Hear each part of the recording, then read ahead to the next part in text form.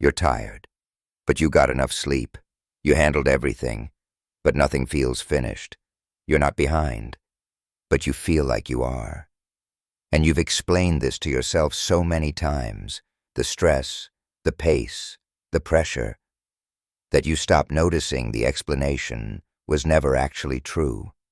The tiredness isn't from your life.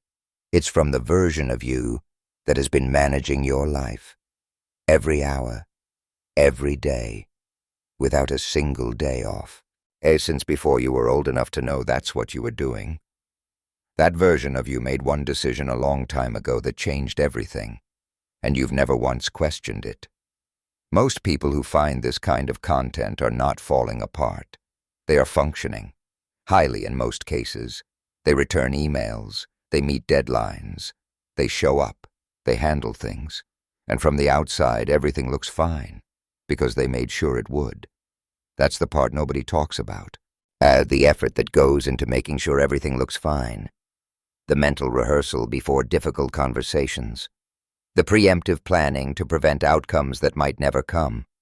The constant low-level scanning for the thing that could go wrong, the thing you might have missed, the thing that's about to require your attention.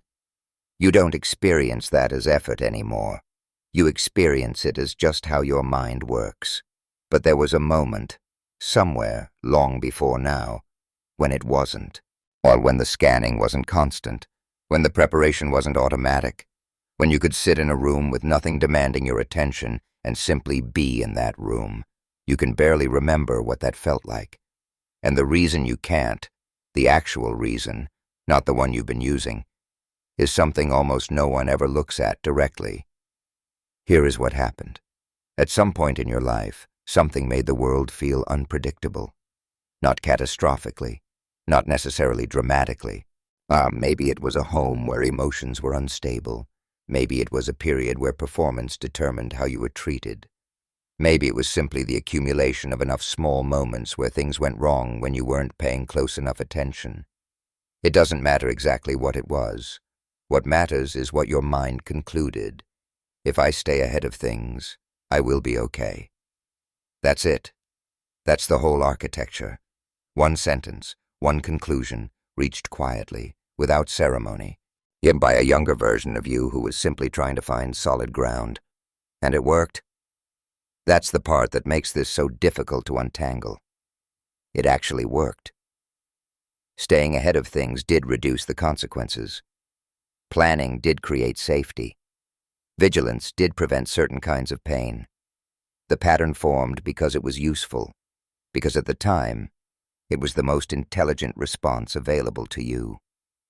The mind doesn't create patterns randomly. It creates them in response to conditions. And it keeps them long after the conditions have changed, because no one ever sends the signal that it's safe to let them go. So you kept going. You got older. The environment changed. The specific threats that originally made vigilance necessary either resolved or became irrelevant. But the system didn't know that.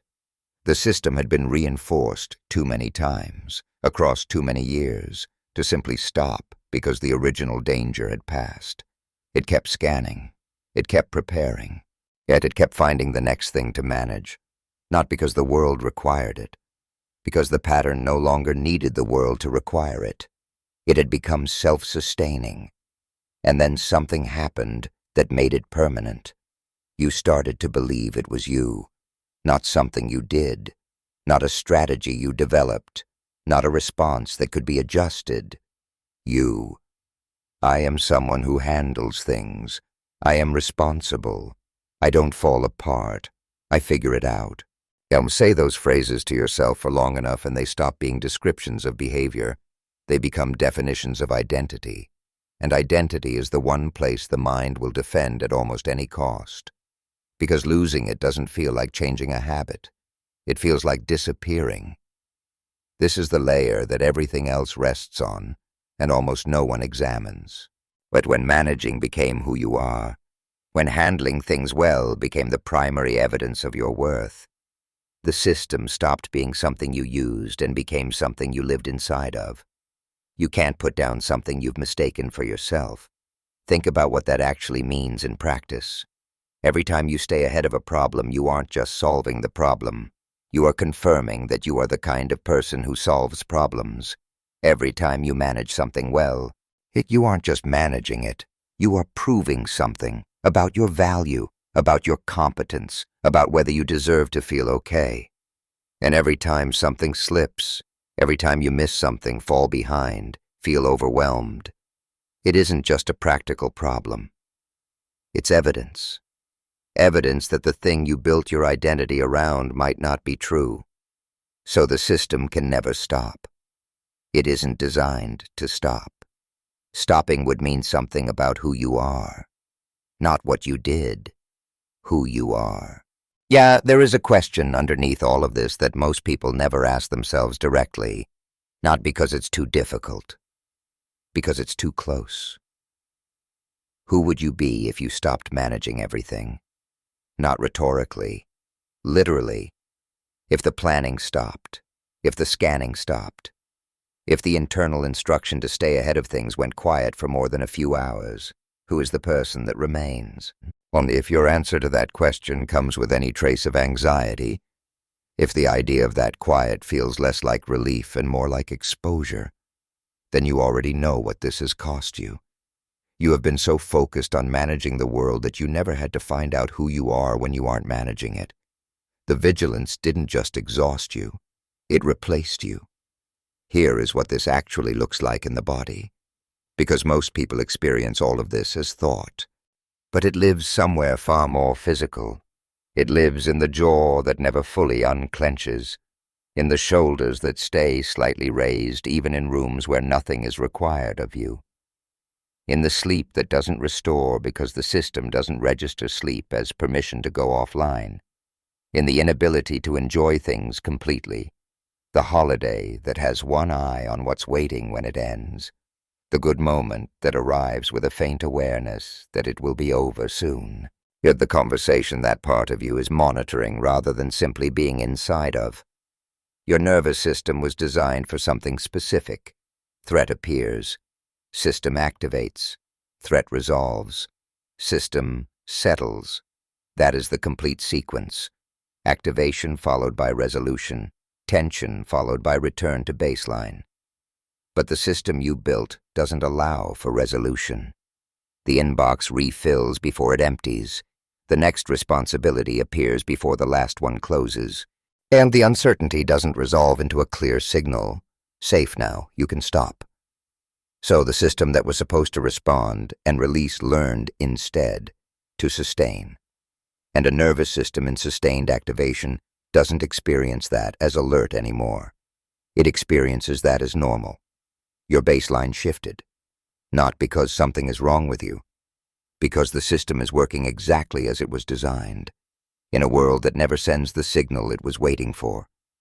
There is a moment that changes things, in not a technique, not a reframe, not a new system to manage the system. A moment.